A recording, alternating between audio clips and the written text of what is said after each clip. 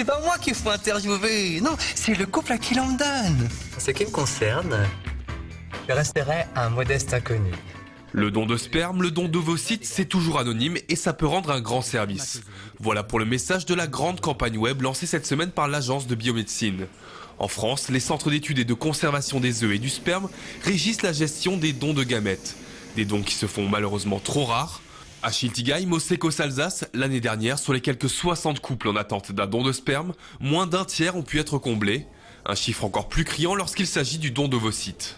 Le don d'ovocytes vit un peu au ralenti en France et cette notion de ralenti est bel et bien une crise puisqu'elle va inciter des couples à partir vers d'autres pays, ce qui évidemment est fort désagréable et ne devrait pas être ainsi. À défaut de voguer vers des pays plus libéraux, peut-être moins éthiques, attendre c'est souvent le lot quotidien de ceux qui ne peuvent avoir un enfant.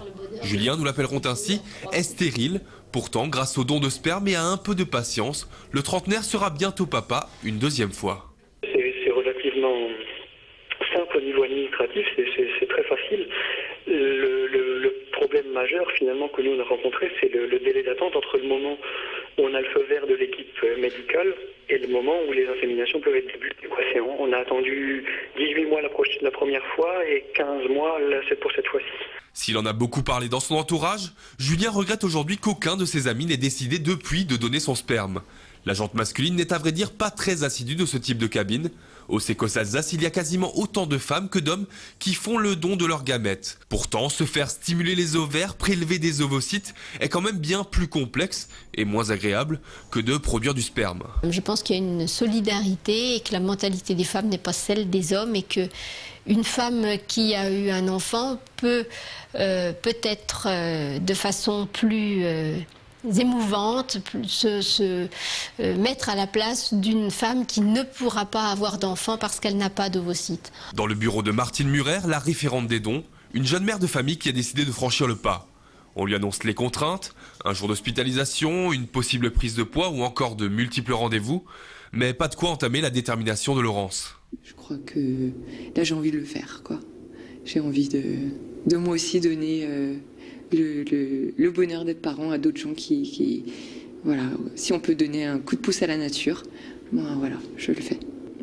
Donner la vie, non, parce que c'est pas moi qui vais la donner. Là-dessus, ce sera pas mes enfants par procuration, ce sera pas, il y a rien de tout ça. C'est vraiment juste aider des parents qui peuvent pas. Laurence avoue qu'elle n'aurait jamais fait pareil geste si le don ne portait pas le sceau de l'anonymat. Un principe en vigueur depuis 1973, même si aujourd'hui nombreuses sont les voix qui s'élèvent pour demander son abrogation. Hier, pour la première fois en France, une femme née d'un don de sperme faisait appel à la justice pour connaître l'identité de son donneur. La requête a finalement été rejetée par le tribunal. Une nouvelle qui, en pleine crise du don, rassurera sans doute toutes les banques de sperme et ovocytes de France.